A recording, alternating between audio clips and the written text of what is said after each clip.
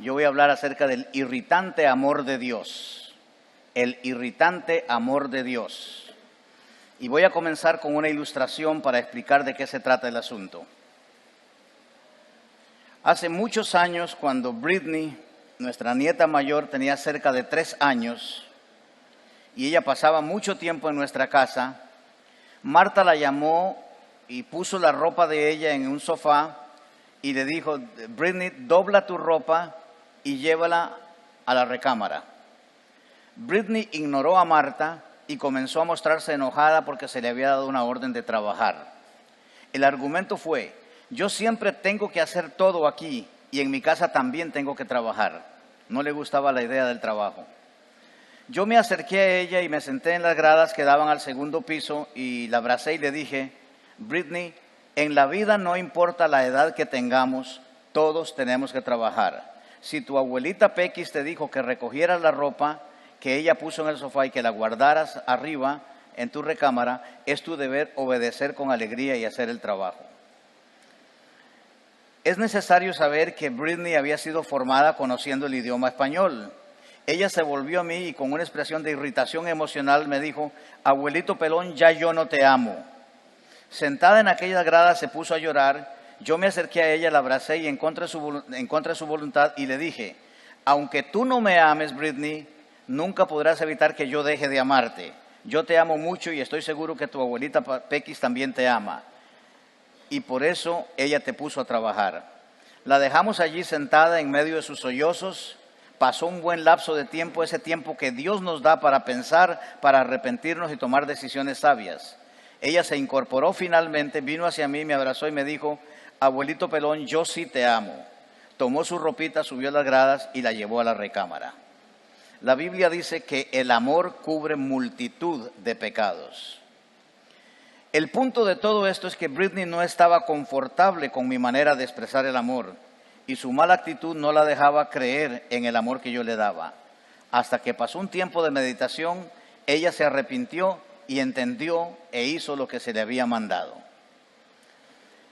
Quiero hablarte del amor de un Padre bueno y quiero compartirte un pasaje que nos ayuda a comprender el amor de Dios. Dice así, ahí está en tu boletín ese pasaje, si lo quieres leer conmigo, también creo que lo van a pasar en la pantalla.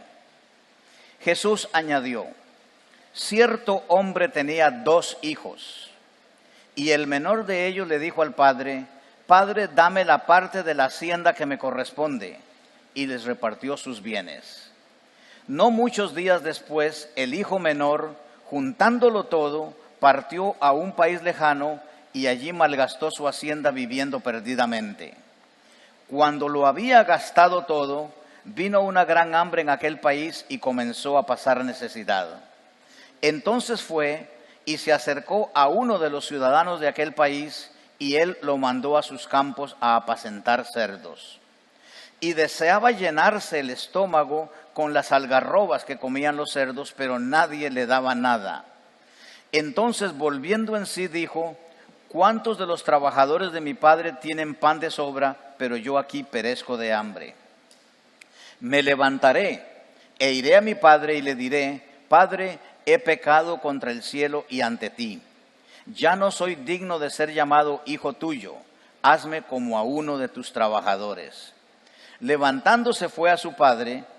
Cuando todavía estaba lejos, su padre lo vio y sintió compasión por él y corrió y se echó sobre su cuello y lo besó. Y el hijo dijo: Padre, he pecado contra el cielo y ante ti. Ya no soy digno de ser llamado hijo tuyo. Pero el padre dijo a sus siervos: pronto, traigan la mejor ropa y vístanlo. Pónganle un anillo en su mano y sandalias en sus pies. Traigan el becerro engordado, mátenlo y comamos y regocijémonos. La razón es la siguiente: porque este hijo mío estaba muerto y ha vuelto a la vida. Estaba perdido y ha sido hallado. Y comenzaron a regocijarse con música y danzas. Pregunta para todos nosotros: ¿qué hacemos con el inmenso amor de Dios? ¿Por qué hay personas que se irritan porque Dios las ama? ¿No les gusta la idea de que Dios las ame? Yo lo dije una vez antes de convertirme, no quiero que Dios me ame, no necesito que Dios me ame, no me interesa el amor de Dios. Sin embargo, fue el amor de Dios el que me convenció para venir a Cristo. Hay un hecho que no podemos evitar. Dios ama a todas las personas del mundo, pero no todo el mundo ama a Dios. Dios te ama a ti todo el tiempo, pero tú no amas a Dios todo el tiempo. La Biblia entera se puede resumir en esta frase. La Biblia es la historia de dos caracteres, tú y Dios. Eso es la Biblia, la historia tuya y la historia de Dios. Y Dios quiere tener contigo una relación sana, estable y eterna. Pero tú y yo nos negamos a tener esa clase de relación con Dios. ¿Cuándo comenzó todo esto? Desde la creación. Cuando Dios tomó barro de la tierra, lo formó como hace un escultor, le dio forma humana y sopló en él aliento de vida e hizo al ser humano semejante a Dios. Todo esto con el propósito de tener una relación de perfecto amor entre tú y Él.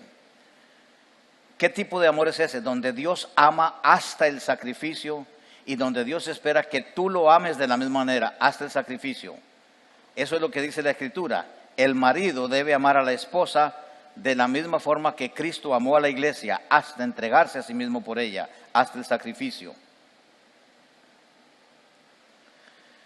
Si tú te tomas tiempo para leer todos los mitos antiguos acerca de los dioses que había en la antigüedad y acerca del carácter de esos dioses, no te vas a sorprender nada. Los dioses babilonios, los dioses egipcios, los dioses mesopotámicos, los dioses griegos, etcétera, los romanos, eran dioses que competían unos con otros. Eran dioses que abusaban de los humanos, en particular de las mujeres. Esos dioses tenían hijos con las mujeres, con los seres humanos. Pero el Dios que se revela en el libro de Génesis no era así. Él creó al ser humano para usarlo de buena manera, no para abusarlo ni para usarlo de mala manera. Dios creó al ser humano, te creó a ti, me creó a mí, para que seamos amigos de Él, para que hablemos con Él, para que caminemos con Él, para que convivamos con Él. Y ese propósito no se ha acabado, sigue en pie. Dios quiere ser tu amigo. Lleva eso claro en tu corazón. Dios quiere ser tu amigo. Ahora, esta historia la entendemos bien cuando recordamos que en el huerto Dios andaba buscando a Adán, quería saber cómo estaba Adán, qué pasaba con Adán, porque quería compañerismo con él. Pero Adán se escondió porque tenía miedo del justo juicio de Dios y no quería dar cuentas responsables del mal manejo de su vida. Yo no sé si a ti te pasa, pero a mí me ocurrió muchas veces. Como padre, uno llega a la casa sabiendo que debe darle tiempo de calidad a los hijos y a la esposa. Y por lo generalmente cuando tienes teenagers y llegas a tu casa y buscas a tus hijos, están escondidos en las recámaras, tienen la puerta bien cerrada y no quieren hablar con nadie. No quieren hablar contigo como padre. Hay dos cosas que debes entender con respecto a Dios, son muy evidentes. La primera, Dios siempre está allí. Dios siempre está allí. Ahora, el 90% de los habitantes de los Estados Unidos creen en Dios. El 90% de los habitantes del mundo creen en Dios. Pero un 10% de esos habitantes, concentrados en la isla de Manhattan, en New York, en el estado de California y en Europa, no creen que hay un Dios. Es decir, el 10% de los ateos están en Estados Unidos, en Nueva York y en California y en Europa. La segunda cosa con respecto a Dios que tienes que entender es que Dios está allí, pero Dios no está cerca. Tú no puedes tocar a Dios, tú no puedes ver a Dios, rara vez puedes sentir a Dios. Lo obvio de Dios no es su existencia, todos sabemos que Dios existe. Lo obvio de Dios es su distancia con respecto a nosotros. Y todos sabemos qué es lo que lo mantiene distante. La Biblia llama a eso pecado. El pecado nos separa de Dios. Nuestra rebeldía para vivir como queremos, lejos de la voluntad de Dios y lejos de la casa de Dios. Eso nos mantiene distantes de Él. Por eso, si tú quieres reconectarte con Dios, es asunto tuyo. Y para reconectarte con Dios tienes que cerrar el abismo de separación. Muchas personas creen que dándole regalos a Dios, haciendo sacrificios, o entregándole promesas o mandas, como llaman en México, o diciendo una y otra vez, lo siento, lo siento, lo siento, Señor. Algunos creen que con eso impresionan a Dios, que lo van a convencer, que haciendo buenas obras, Dios va a estar contento con nosotros, que obedeciendo todas las reglas que los líderes religiosos nos dan, Dios va a estar contento.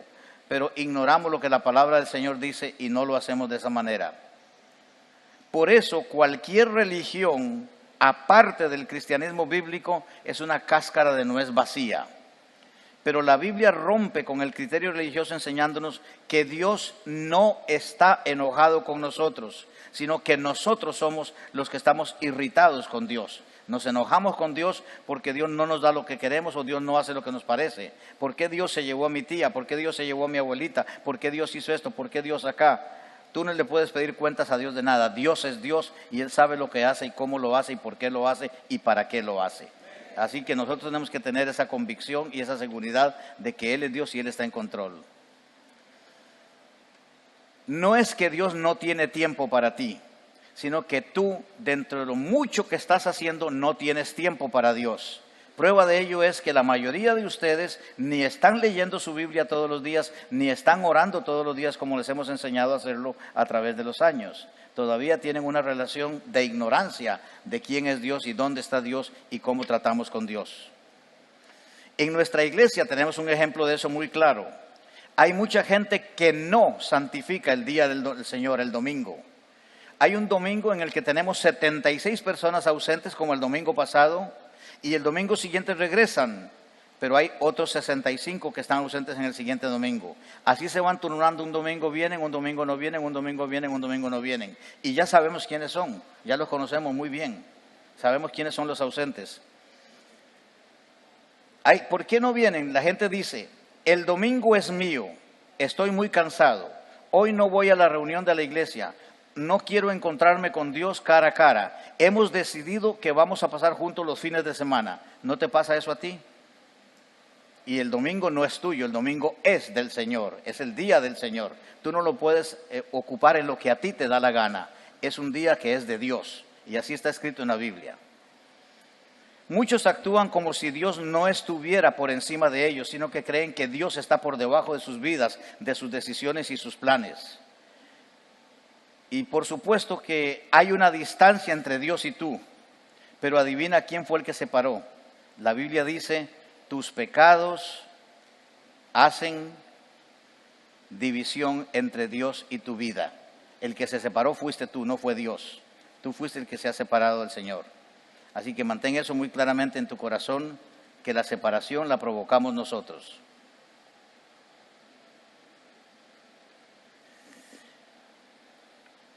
Yo no sé honestamente cuáles son tus planes, cuáles son tus ideas, qué es lo que tú quieres hacer con tu vida. Yo espero que tú quieras hacer la voluntad de Dios y me imagino que estás luchando para eso, estás peleando para que eso pase en tu vida. Pero hay algo importante. ¿Cuáles son los problemas de tu vida? ¿Cuándo, dónde y cómo comenzaron? Todos tenemos problemas, todos los tenemos. ¿Cuáles son? Pregunta, ¿cuándo, dónde y cómo comenzaron? Comenzaron en el momento en que tú dijiste, yo no creo que necesito a Dios, este es un asunto mío, yo lo puedo resolver solo. Pregunta, ¿lo resolviste? No, porque si lo habrías hecho, no estarías en el problema en que te encuentras sumergido ahora. No has resuelto tu problema. Lo mismo hacemos con las relaciones, con las finanzas, con los hijos y la vida espiritual. Rechazamos a Dios como si fuera un intruso que se quiere meter en nuestra vida. Y eso lo vemos en los efectos sociales que vivimos alrededor nuestro, de la ausencia voluntaria de Dios en el mundo. A Dios lo hemos echado de las escuelas, de las universidades, de las cortes y del gobierno.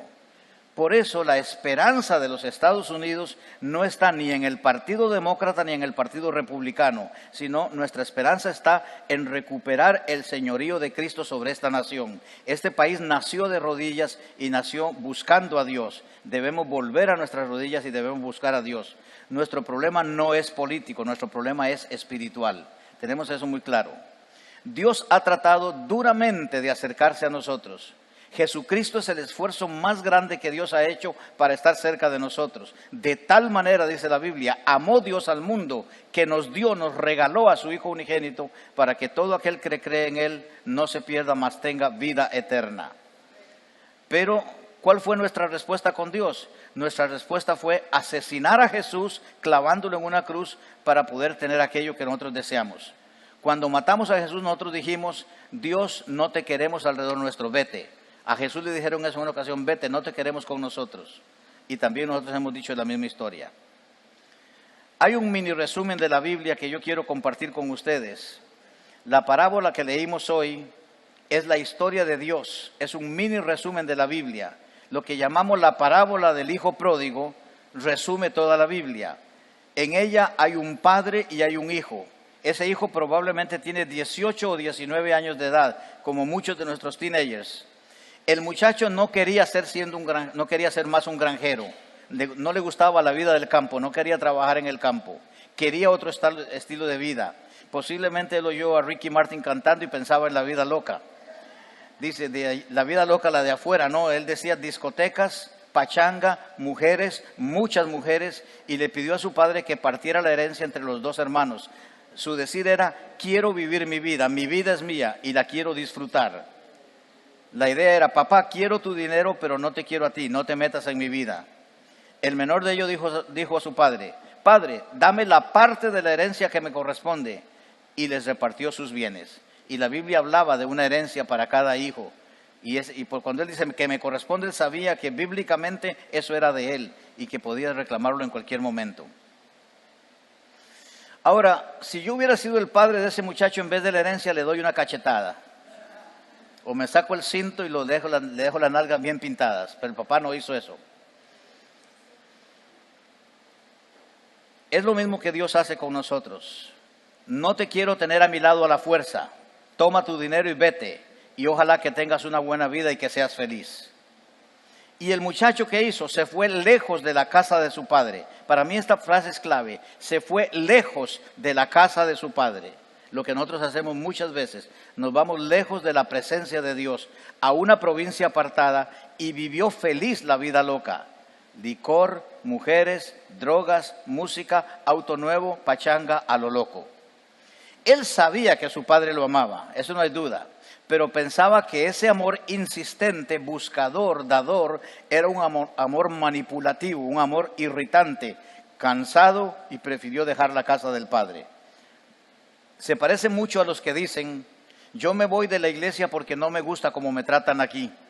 Afuera tengo vino, drogas, música, sexo y dinero en abundancia. Afuera puedo hacer lo que quiera con mi vida. Hay gente que dice eso y se va. Pero hay algo con lo que no cuentan los que abandonan la casa del Padre. El dinero, el placer y los lujos se acaban. Acuérdate de esto. El dinero, el placer y los lujos se acaban. No muchos días después, dice el texto, el hijo menor, juntándolo todo, partió a un país lejano, lejos de su padre, y allí malgastó su hacienda viviendo perdidamente. Cuando había gastado todo, vino una gran hambre en aquel país y comenzó a pasar necesidad. Entonces fue y se acercó a uno de los ciudadanos de aquel país y él lo mandó a sus campos a apacentar cerdos. Hay algo bueno con este muchacho, con el que llamamos el hijo pródigo. Tenemos formas de criticarlo, de acusarlo y condenarlo, pero hay algo bueno con él. Él hizo lo único bueno que sabía hacer, fue a buscar trabajo. Él pudo haber robado cuando tenía hambre. Pudo haberse robado uno de los marranos y ir a venderlo. Pudo haberse robado la comida de los marranos y venderla, pero no lo hizo. Él fue a buscar trabajo. Y dice el texto, cuando lo había gastado todo, vino una gran hambre en aquel país y comenzó a pasar necesidad. Nadie le daba nada, pero él no se atrevía a robar. Es un buen principio sembrado por su padre en su vida. Deseaba llenarse el estómago de las algarrobas que comían los cerdos, pero nadie le daba nada. Las algarrobas eran unas raíces que se le echaban a los cerdos, que se las comían con mucha sabrosura, pero eran muy amargas. Y comer algarrobas para un ser humano es horrible, espantoso. Pero él quería comer algarrobas, él quería comerse la comida de los cerdos. Acuérdese que los cerdos en la Biblia tienen que ver mucho con la presencia de demonios en la vida de un ser humano. Por eso los judíos lo consideraban un animal inmundo también. Y él quería alimentarse de la comida de los demonios. Le hubiera sabido muy rica, decía él. Es muy agradable para mí comer comida de demonios, comida de los cerdos. Pero nadie le daba para que comiera de eso. Entonces, algo muy interesante que tenemos que entender. Este texto que estamos usando del hijo pródigo se usa mucho para predicarlo a los inconversos. Yo lo veo de una manera distinta. Yo creo que es un texto para cristianos, para hijos de Dios. ¿Por qué razón? Porque ese joven era hijo de su padre, que es un símbolo de Dios, es un tipo, una figura simbólica del Señor. Y el muchacho era de por sí un hijo de Dios, como también tú eres un hijo de Dios. Entonces, ¿qué pasa con él? El Espíritu Santo lo convence de pecado y lo pone a razonar de esta manera. El muchacho dice, volviendo en sí, dijo, ¿cuántos de los trabajadores de mi padre tienen pan de sobra, pero yo que soy hijo, aquí perezco de hambre? Me levantaré e iré a mi padre y le diré, Padre, he pecado contra el cielo y ante ti. Ya no soy digno de ser llamado hijo tuyo. Hazme como a uno de tus trabajadores. Así que el muchacho tomó todas las cosas que él tenía, las empacó, era muy poquito lo que tenía ya, y salió rumbo a la casa del padre, a buscar la presencia, el amor y el perdón del ser que le dio la vida. ¿Cómo salió? Sucio, andrajoso, flaco, sudoroso, con mal olor y sin bañarse. Acuérdense que trabajaba entre cerdos y no tenía nada. Así que su vida no era atractiva en ninguna forma. Pero el Padre, al igual que Dios con nosotros, sabía que un día su hijo iba a regresar a la casa. Si hay algo que Dios sabe de tu vida es que tú vas a regresar, que tú vas a volver, que no te vas a quedar siempre afuera. Eso Dios lo sabe porque Él es tu Padre, Él te creó, Él te salvó, tú eres hijo de Dios y tienes un lugar en la casa celestial. Yo me imagino que el padre de este muchacho tenía una costumbre.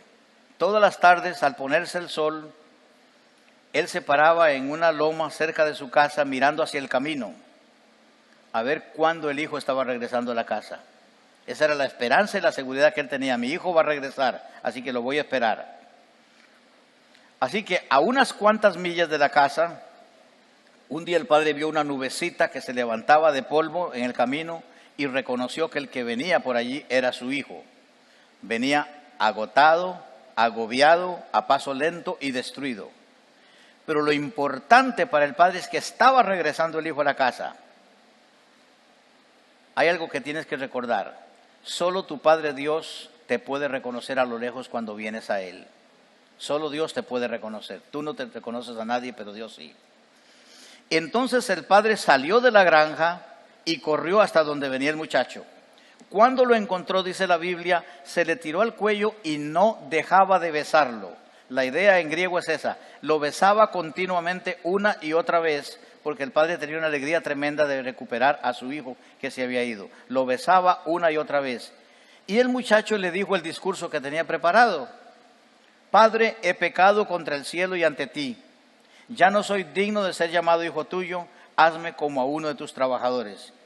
Pero al padre se hizo sordo a las palabras del hijo y no dejaba de abrazarlo y besarlo. Lo que el hijo decía al padre no le impresionó para nada. ¿Por qué razón? Porque el amor del Padre es más grande que el pecado que nos separa de Él.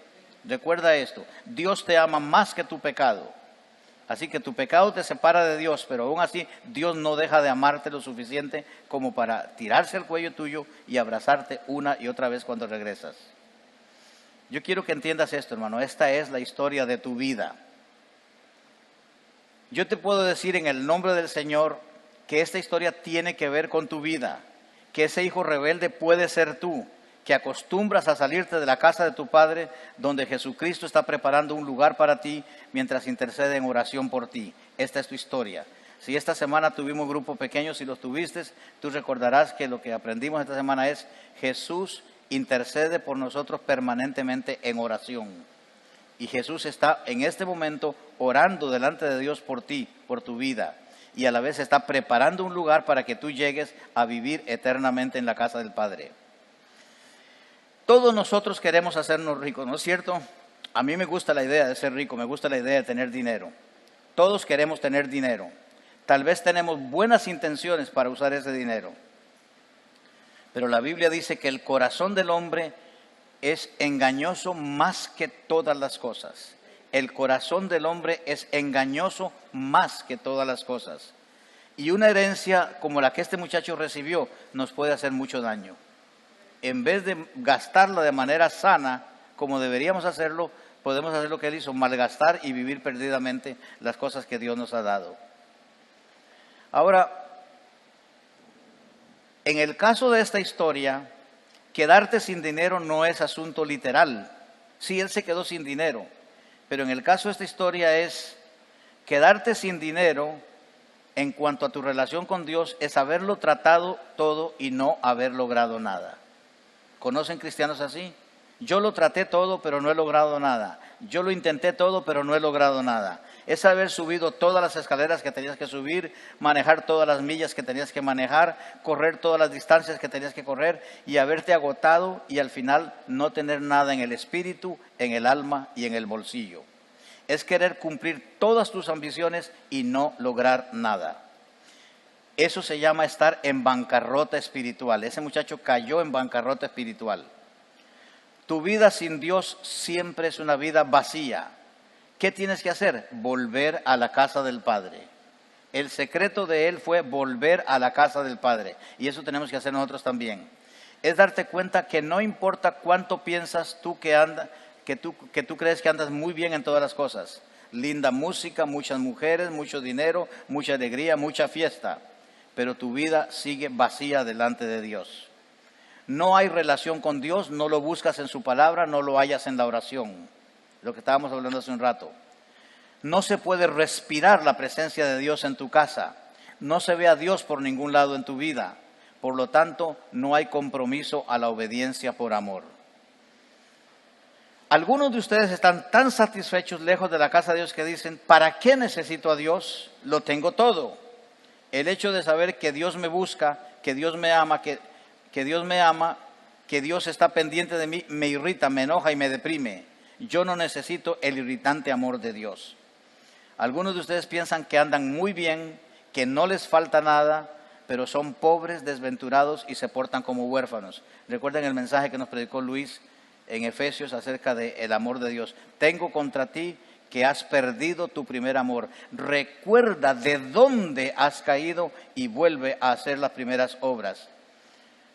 En otras palabras, Dios no está porque nosotros lo hemos echado de nuestra vida. Y eso es pobreza espiritual, eso es bancarrota espiritual. De nada te serviría tener la cuenta de un banco llena si la cuenta espiritual de tu vida está vacía. Tú no tienes una tarjetita de débito para ir a sacar espiritualidad de tu corazón. Tú no puedes meter esa tarjetita en ningún lado y decir, Señor, necesito 4 libras de espiritualidad para vivir este día. Eso no existe. La espiritualidad es tu obediencia, el producto de tu obediencia a Dios, el producto de tu obediencia a la palabra de Dios. Ahora, cuando tú te alejaste de Dios, cometiste el peor error de tu vida. Alejarse de Dios es el peor error de la vida. Hay un punto interesante en la historia del hijo pródigo y tiene que ver con el hecho de que por la muerte y la resurrección de Cristo, Dios el Padre te está llamando la atención y te dice, mira, yo te conozco, yo sé y he visto todo lo que has hecho, yo sé lo que has dicho de mí, de mis siervos y de mi iglesia. Yo no necesito tus discursos, tus palabras, tus berrinches ni tus chismes. Todo lo que yo quiero es que regreses a la casa de tu Padre. Allí en el camino estoy yo, dice Dios, esperándote, listo a correr y echarme en tus brazos, amarte, besarte y recibirte con una fiesta en mi casa. Así que, hermanos, esto es lo que yo quiero compartirles. Dios nos está diciendo, no podemos salirnos de la casa de Él por capricho. No podemos salirnos de la casa de Él porque pensamos que nosotros podemos manejar nuestra propia vida a nuestra manera. No hay forma de hacerlo porque donde quiera que llegues va a haber escasez, va a haber hambre y va a haber necesidad espiritual muy profunda. Si estás en esa necesidad, yo te invito a que ores conmigo esta oración y dila de esta manera así. Amado Dios, tú estás mirando este círculo repetitivo en el que estoy girando una y otra vez. Yo regreso a la casa del Padre, confieso mis pecados y te digo, yo no vuelvo a hacer estas cosas otra vez y me voy a lo tuyo, mi casa, mi familia, y vuelvo a leer la Biblia, vuelvo a orar en todo tiempo y todas las cosas se ven maravillosas. Gracias, Padre, por recibirme de nuevo. Pero de pronto el tiempo pasa y yo dejo de pensar en ti y comienzo a vivir la vida loca otra vez a mi manera de nuevo. Esto pasa una y otra vez y no puedo parar. Señor, yo no quiero vivir en este ciclo vicioso, quiero romperlo para siempre. Y tú le dices a Dios, Señor, yo necesito romper este estilo de vida. Es muy repetitivo y estoy cansado. Estoy cansado de ser un hijo pródigo. Necesito el poder del Espíritu Santo para acercarme a ti, de una manera como yo nunca he podido hacerlo en mi propia fuerza. Señor, enséñame a venir a tus brazos, volver a tu casa arrepentido y dolido de mi pecado, de mi indiferencia, y renunciando a vivir una vida de egoísmo, quiero tomar tu cruz cada día, quiero ser testigo tuyo y servirte conforme al llamado que me has hecho. En el nombre de Jesucristo, mi Señor. Amén. ¿Cuál es el punto de todo esto, hermano? Dice la Escritura que este muchacho vivió perdidamente. No nos imaginamos qué quiere decir eso, pero aparentemente él gastó todo su dinero y en divertirse a sí mismo y posiblemente en prostitutas. Lo que te quiero decir es, uno puede vivir perdidamente sentado en las bancas de la iglesia, malgastando la herencia que Dios le ha dado. Ese es el punto. Tú puedes vivir perdidamente sentado aquí cada domingo con nosotros. ¿Cómo eliminamos eso? Volviendo a la casa del Padre. Volver a la casa del Padre es volver a la sujeción del Padre. Volverte a poner bajo la autoridad del Padre. No hay otra manera. Recuerdo en algún momento de nuestra vida, criando hijos, cuando Andrés se rebeló, estaba Andrés cerca de los 23 años de edad, vivía con nosotros. Hasta ese momento Andrés era un muchacho obediente. Si le decíamos, puedes salir pero regresas a las 10 regresaba. Pero un día se quedó cerca de la 1 de la mañana. Entonces al siguiente día yo lo confronté y le dije, Andrés, ¿quieres vivir en esta casa? Sí, yo quiero vivir acá. Entonces te sujetas a la autoridad de tus padres. Y si no te gusta la idea, te puedes ir, pagas tu renta, pagas que alguien te lave tu ropa, pagas tu auto, pagas tu seguro del auto, y tú tendrás que trabajar para sufragar todas estas cosas. No le gustó la idea que le di y se quedó con nosotros bajo obediencia hasta los 27 años de edad. ¿Tú quieres regresar a la casa del Padre? Sujétate. ¿Quieres ponerte bajo la autoridad del Padre? Hónralo, obedécelo. Esto es lo que la Escritura nos enseña en esta parábola.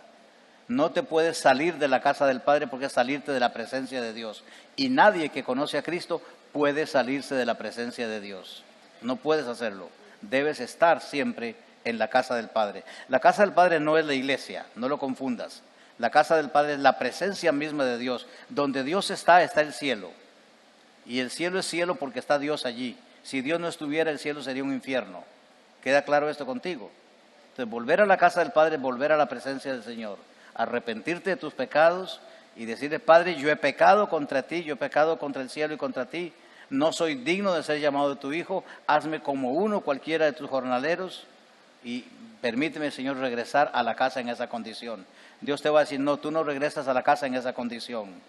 Dios va a ponerte un vestido nuevo, te va a vestir de Cristo, te va a poner el calzado del Evangelio de la paz, te va a poner un anillo como símbolo de que eres de la familia de Dios y te va a hacer una fiesta matando el ternero gordo para que el mundo sepa que Él está alegre, que está contento porque este hijo que estaba muerto ha regresado y ha vuelto a la casa. ¿Tú quieres volver a la casa de Dios? Ríndete al Señor, no tienes otra opción. Ríndete al Señor. No se puede hacer de otra manera. Dile, Señor, aquí estoy, esto es lo que yo soy, esto es lo que yo he hecho, estos son mis caprichos, mis berrinches, estos son mis enojos, estas son las cosas que yo he tratado de manejar con mi propia voluntad y he fracasado.